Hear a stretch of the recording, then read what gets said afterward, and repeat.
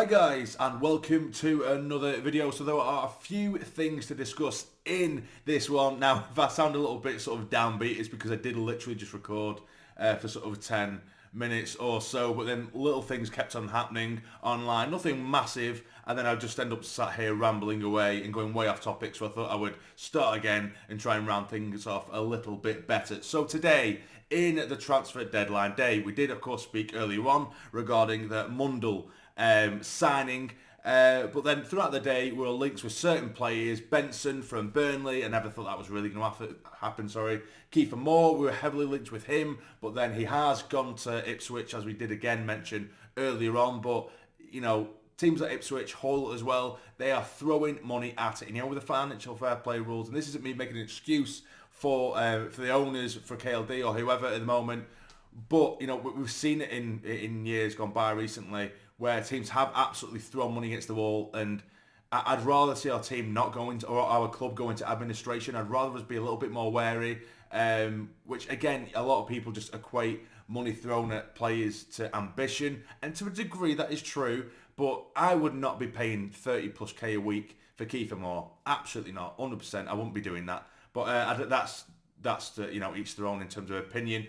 But we have signed Callum Styles, a player who we knew we were going to sign. It seemed very, very likely. It seemed unlikely that that wasn't going to happen. But for me, I thought there was going to be maybe something, maybe one last roll of the dice in terms of a transfer, because I'm very much like this on transfer deadline day. I literally observe everything to a T, into detail. And when the the introduction video for Callum Styles was released and it's shown him walking around the academy, it was daylight. It was daylight. When you looked at the windows, it was daylight. And at the academy like this evening, it looked as though apparently there was quite a lot of movement going on. So I thought, okay, maybe they've just posted the Callum Styles video late because they're going to put something else in above it. Do you know what I mean? And make it look like we've got a really compact, exciting end to the window. But it looks like that is literally it. So Callum Styles, which we've already discussed, I will go into the statement in just a moment. But just as I was making that first video, which I've now deleted and I've started again, I was in the middle of making that video. I did get the notification that MAYENDA has gone out on loan to Hibernian, as has TRIANTIS, which was announced earlier in the day. Nectar, TRIANTIS and MAYENDA have joined Hibernian until the end of the season. For TRIANTIS, I think it's a fantastic loan move for him. He's only played a couple of times for us, and it didn't seem too far out of place at all. It's just with the abundance in competition for him, he's always going to struggle. But to get that, and he's a very young player still, to get that game time and get that experience, to go into, you know, Scottish leagues, a physical division, I think it'd only be good for him. And MAYENDA as well, exactly the same scenario. Get that physicality, you know, in the into his legs, and hopefully he does well there. Now, if you have a look at the ins and outs, have we really weakened? Have we really improved? Of course, MATETE as well, who we haven't seen, hasn't really contributed at all this season. We haven't really shown any trust in him. I still think there might be a bit of a player in MATETE, but he has gone on loan to Oxford. So I think eventually he's just going to go. You know, every now and then with MATETE, it was a difficult one, because he'd have a couple of games where I think, oh, there's a really good little player in there, and then he'd just have a horrendous run. And then, of course, it's probably not by chance that he's only getting loan moves to League One clubs. He can't be that fantastic. I know we had a decent move, a loan spell with Plymouth, but I don't think it's just pure coincidence. Do you know what I mean? So either way, he has gone out on loan as well. So Styles, we will have a look at the statement for Callum Styles. So Sunderland AFC is delighted to welcome Callum Styles to the Stadium of Light. The versatile Hungary international joins the club from Barnsley on an initial loan until the end of the season, with a club option to make the deal permanent following the conclusion of the campaign also included.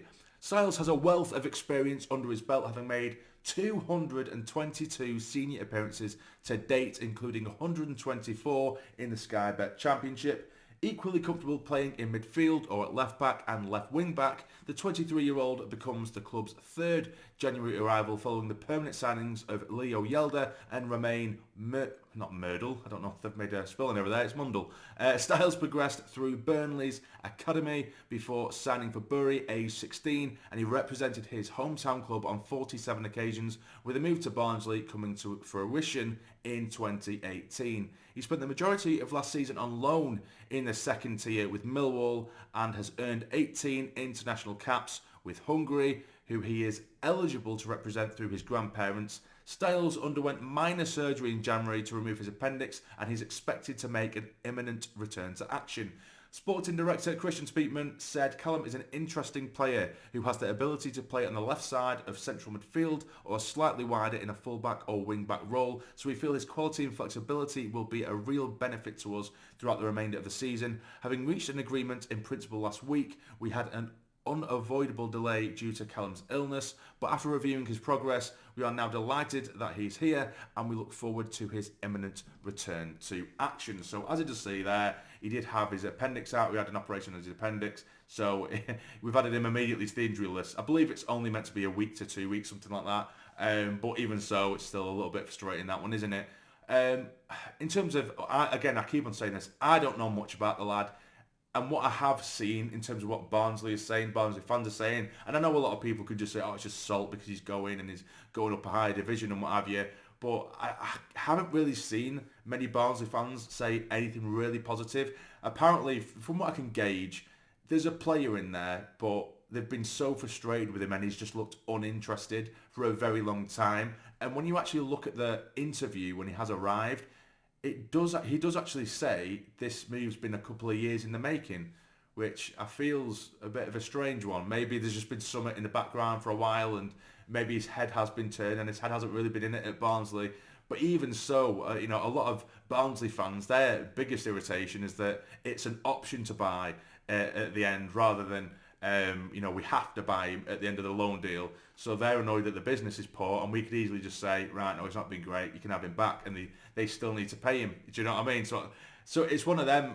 I can't get too overly excited, and I'm not going to knock him because I don't know him, and I hope he is a real asset to the club. Someone who can play in several positions, particularly in positions in which we have such a list of injuries at left back in the defensive roles, is always an asset. And if he can play as a CDM or just in front of the just in front of the back line, and allowing the likes of Daniel and Ekwa to move forward, depending on what system we do, choose to play, I think that could be really, really nice. But again, I don't know whether he is preferred as a left back or a defensive midfielder or a left winger.